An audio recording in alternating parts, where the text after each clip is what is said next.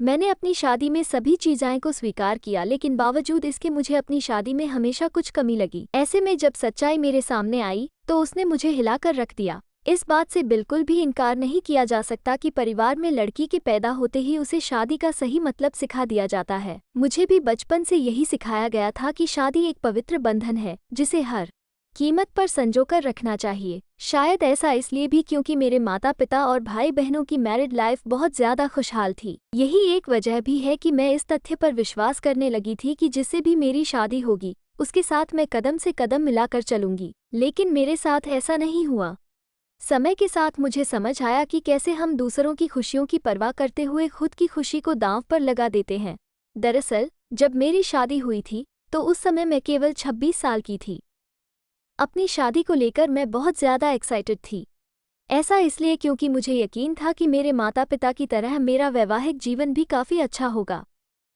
उन्होंने मेरे लिए एकदम सही इंसान चुना होगा जो मुझे हमेशा खुश रखेगा।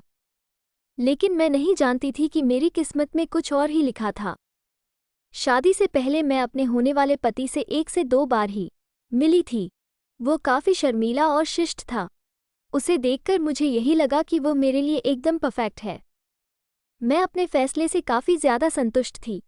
मेरे पिता ने भी मेरी शादी बहुत अच्छे से की थी। लेकिन शादी की पहली रात मेरे साथ कुछ ऐसा हुआ जिसने मेरी जिंदगी को बुरी तरह से हिलाकर रख दिया। सभी जानते हैं कि शादी की रात कितने मायने रखती है। इस अनुभव को यादगार बनाने के लिए मैंने खुद को तैयार कर रखा था। मेरे पति अंदर आए बैठे और मुश्किल से कुछ मिनट ही मुझसे बात की। उन्होंने ये कहकर बात खत्म कर दी कि वो थक गए हैं। मैंने भी यही सोचा कि शादी की रस्मों के कारण थकान हो गई होगी, इसलिए मैंने भी इस बात पर ज़्यादा रिएक्ट नहीं किया। मेरी शादी को 1 सप्ताह बीत चुका था और मेरे पति ने मुझे अब तक छुआ तक नहीं था। मुझे कुछ अजीब सा लग रहा था, लेकिन मैं अपनी तरफ से पहल नहीं करना चाहती थी। ऐसा क्योंकि मैं भी बहुत शर्मीले स्वभाव की हूँ। वैसे तो वो बहुत सभ्य व्यक्ति था, लेकिन एक चीज़ जो मुझे बार बार परेशान कर रही थी वो ये कि उसे मेरे साथ फिजिकल होने में कोई दिलचस्पी क्यों नहीं थी। यही नहीं, जैसे जैसे समय बीतता गया उनके साथ रहकर मुझे ऐसा लगने लगा था वो मेरे पति बनने के बजाय दोस्त बना रहना ज़्यादा पसंद करते हैं। महीने बीतते गए वैसे ही मुझे हर रोज एक नई चीज़ का अनुभव होने लगा। लेकिन अब भी हमारे बीच न्यू कपल वाली फीलिंग नहीं थी। ऐसा लग रहा था कि शादी करना और इसे बनाए रखना उनकी मजबूरी बन गई थी। मैंने कभी उनसे शिकायत नहीं की।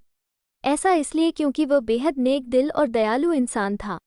मुझे उनके साथ किसी तरह की कोई दिक्कत नहीं थी, लेकिन इसके बाद भी मुझे लगता था कि मेरी शादी में कुछ कमी थी।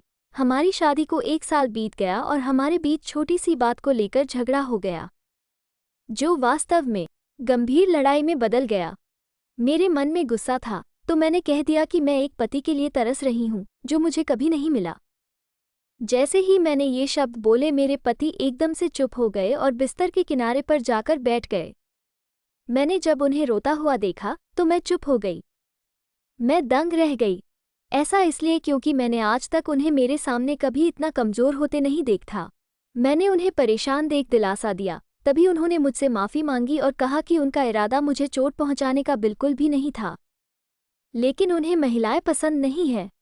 मैं कांपते हुए अपनी जगह पर खड़ी हो गई। उन्होंने कबूल किया कि वो समलैंगिक है। मैं कुछ समझ नहीं पा रही थी।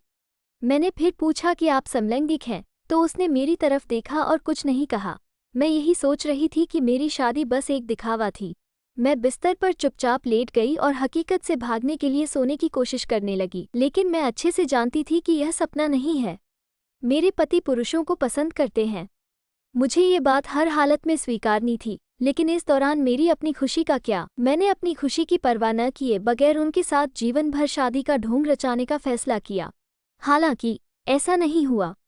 हमने फैसला किया कि अब ऐसा नहीं चल सकता, हमें किसी न किसी निष्कर्ष पर तो पहुंचना ही था।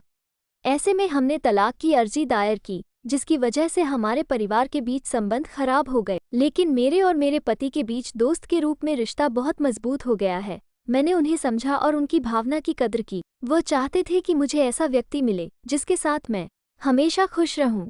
हमारा ये कदम उन बंधनों से मुक्त करने के लिए ज़रूरी था जो हमें दुखी और अधूरा शादी में जोड़े रखना चाहते थे।